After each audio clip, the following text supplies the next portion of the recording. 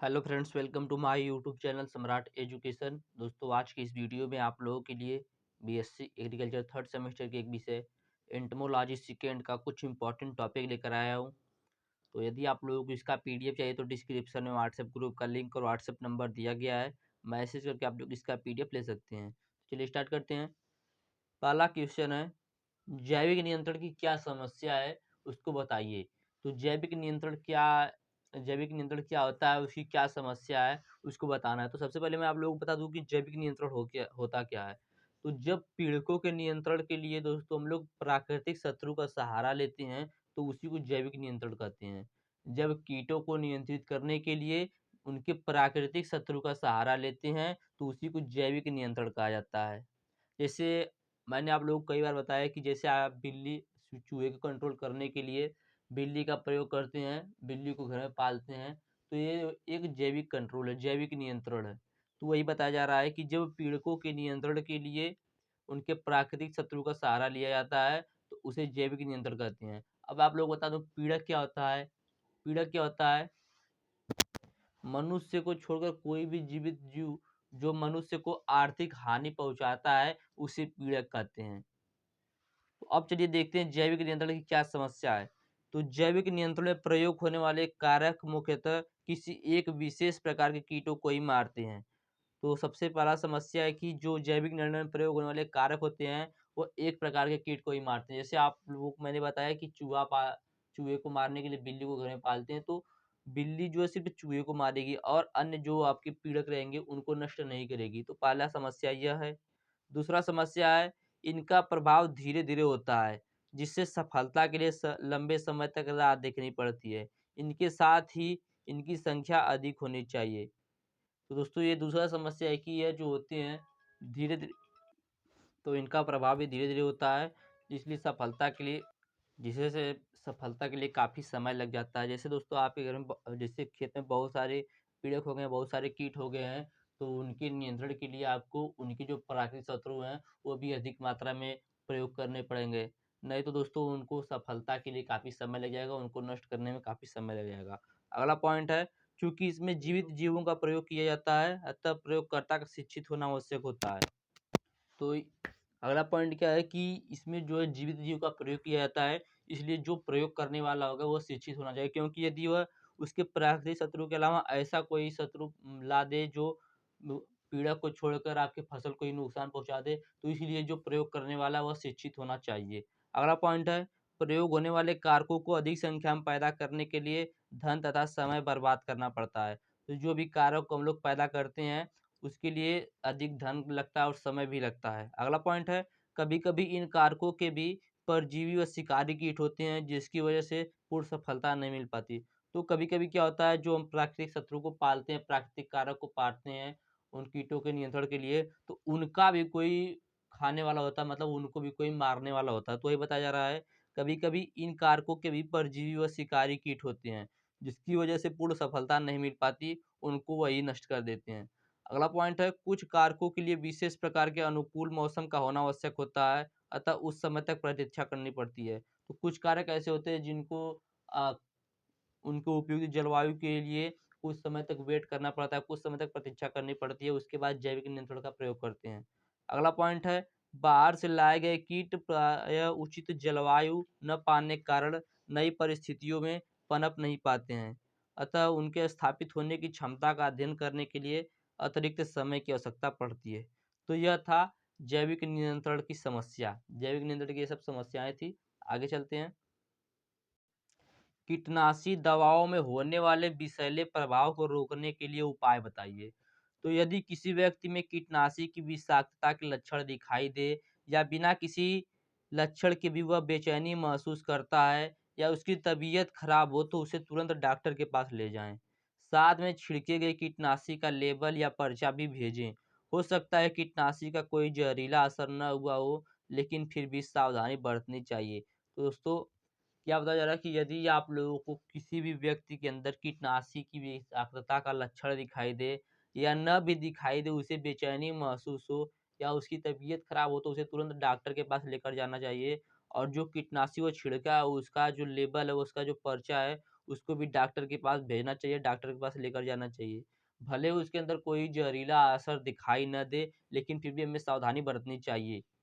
तो अब इसका लक्षण देख लेते हैं, लक्षण क्या-क्या होता है कीटनाशक का। तो इन कीटनाशक दवाओं का कम प्रभाव होने पर सिर दर्द, चक्कर आना, कमज़ोरी, ऐंठन, घबराहट, धुंधला दिखाई देना, दस्त, कँपकँपी, तेज़ साँस चलना, लार टपकना, आँखों में जलन आदि के लक्षण दिखाई पड़ते हैं।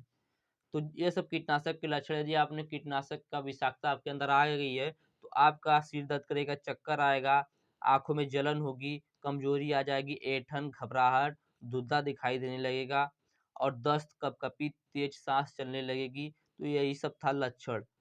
यदि विष का प्रभाव सामान्य हो तो जी मिचलना, ये दोस्तों कम के लिए है, यदि कम प्रभाव होगा तो। यदि सामान्य हो तो जी मिचलना, उल्टी, दिल की धड़कन का सामान्य गति से अधिक बढ़ जाना, सांस लेने में कठिनाई महसूस करना। लेकिन यदि विष का प्रभाव अधिक हो तो तेज बुखार, आघात और बेहोशी भी आ सकती है। तो ये 3 लक्षण बताए गए हैं। पहले कि यदि आप लोगों को कम प्रभाव होगा तो सिर दर्द करेगा, चक्कर आएगा, कमजोरी होगी, ऐंठन, घबराहट, धुंधला, ये सब होगा। यदि सामान्य है तो जी मिचलेगा, उल्टी, दिल की धड़कन सामान्य गति से अधिक बढ़ जाएगी। यदि आप लोगों के अंदर अधिक विष का प्रभाव हो गया है तो तेज बुखार आ जाएगा और बेहोशी भी आ सकती है। तो ये सब लक्षण थे।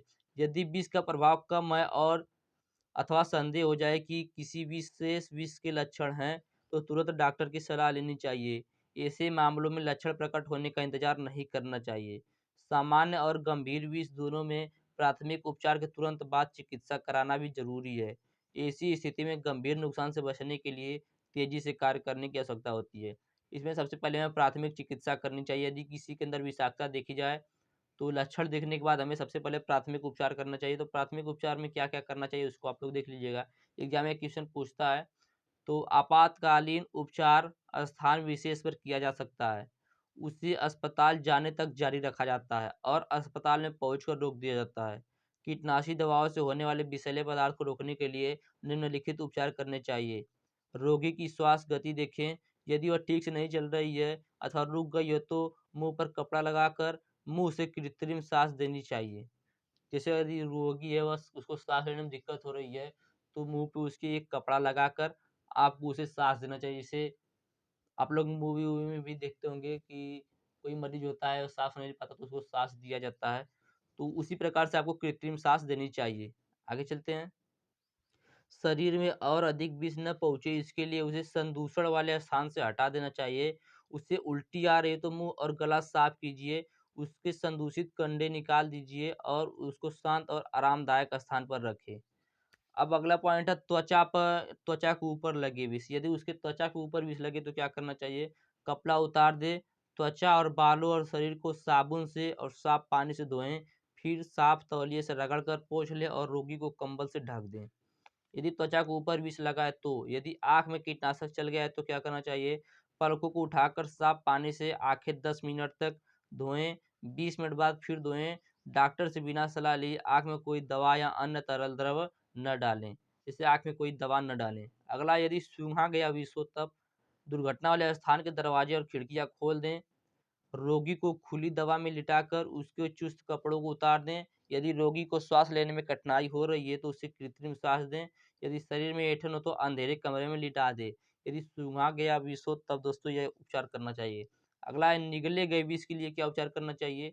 रोगी के पेट से विष को निकाल देना चाहिए। इसके लिए उसे उल्टी कराना चाहिए। उल्टी कराने के लिए 1 गिलास गर्म पानी में 200 से 300 मिली में 2 चम्मच खाने का नमक 15 ग्राम के लगभग या 1 चम्मच पीसी हुई सरसों 7 से 8 ग्राम रोगी को पिलाएं। जब तक करारी चाहिए तब तक पेट से निकलने वाली पानी बिल्कुल साफ आना प्रारंभ न हो जाए।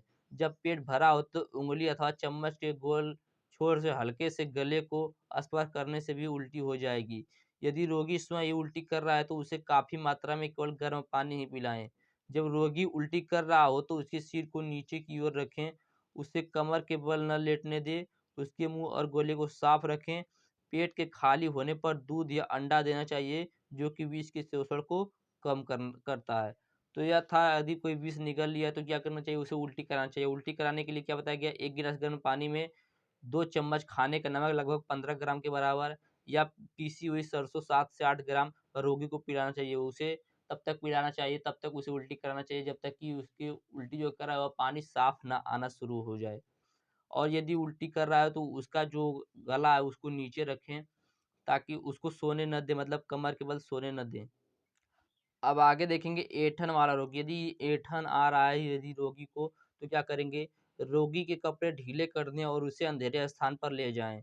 उसके दाँतों के बीच कोई मजबूत वस्तु रख दें ताकि वो अपनी जीभ को काट ना सके। उसके शरीर को मजबूती से पकड़ें, लेकिन यह पकड़ जकड़न वाली न हो। उसे सख्त जगह पर सिर न मारने दें। अगला पॉइंट है रोगी को बेहोश होने से बचाने के लिए। यदि रोगी वो बेहोश होने वाला है तो उसको क्या करेंगे बचाने के लिए? यदि रोगी को श्वास लेने में कठिनाई हो रही है अथवा श्वास रुक गई हो तो उसे तुरंत कृत्रिम श्वसन दें, अन्यथा उसका सिर नीचे की ओर करके उसे करवट दिलाएं। यह सुनिश्चित कर लें कि रोगी ठीक से श्वास ले रहा है। तुरंत डॉक्टर के बाद अथवा रोगी को अस्पताल ले जाएं। कैफीन और एपिनेफ्रिन जैसे उत्तेजक टीका लगाएं।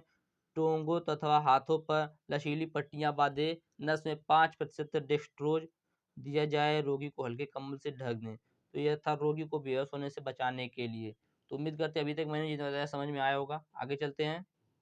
आगे है इकोलॉजी, पारिस्थितिकी क्या होता है? तो जीव विज्ञान की वह शाखा जिसमें जीव समुदाय का उसके वातावरण के साथ पारस्परिक संबंधों का अध्ययन करते हैं, उसे इकोलॉजी कहते हैं। इकोलॉजी को दोस्तों हम कह सकते हैं प्रकृति के कार्य एवं उसकी संरचना के अध्ययन को इकोलॉजी कहते हैं। तो जीव विज्ञान की वह शाखा होती है जिसमें जीव का जो समुदाय है उसमें उसके वातावरण के साथ पारस्परिक संबंध का अध्ययन करते हैं। तो उम्मीद करते हैं इकोलॉजी भी समझ गए होंगे। अब एक के बाद एकीकृत नाशीजीव प्रबंधन क्या होता है? एकीकृत नाशीजीव प्रबंधन एक ऐसी व्यवस्था है जिसमें फसलों को हानिकारक कीड़ों तथा बीमारियों से बचाने के लिए किसानों को एक से अधिक तरीकों को जैसे व्यवहारिक, यांत्रिक, जैविक तथा रासायनिक नियंत्रण इस तरह से क्रमानुसार प्रयोग में लाना चाहिए ताकि फसलों को हानि पहुंचाने वाले की संख्या आर्थिक हानि स्तर से नीचे रहे, और रासायनिक दवाइयों का प्रयोग तभी किया जाए जब अन्य अपनाए गए तरीके सफल न हो। एकीकृत नाशीजीव प्रबंधन क्या होता है दोस्तों? एकीकृत नाशीजीव प्रबंधन एक ऐसी व्यवस्था होती है जिसमें फसलों को हानिकारक कीड़ों तथा बीमारी से बचाने के लिए किसानों को एक से अधिक तरीका अपनाना पड़ता है, जैसे कि व्यवहारिक नियंत्रण, जैविक नियंत्रण, रासायनिक नियंत्रण। इस प्रकार से अपनाया जाता है कि जो आर्थिक हानि स्तर होता है उससे नीचे रहे, और रासायनिक दवाई का उपयोग तभी करना चाहिए जब अन्य अपनाए गए जो तरीके वो सफल न हो तब। इसके बाद है पूर्वानुमान। पूर्वानुमान क्या होता है?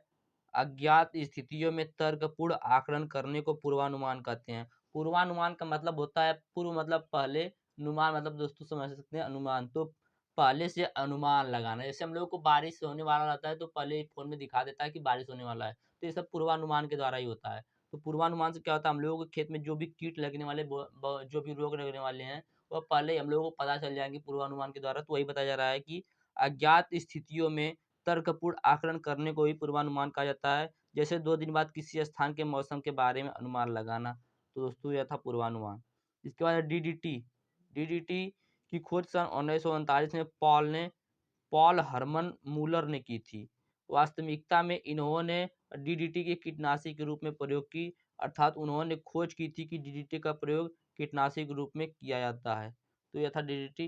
उम्मीद करते हैं हमने जितना बताया समझ में आया होगा। वीडियो अच्छा लगा तो वीडियो को लाइक कीजिएगा, चैनल को सब्सक्राइब कीजिएगा। धन्यवाद। जय हिंद।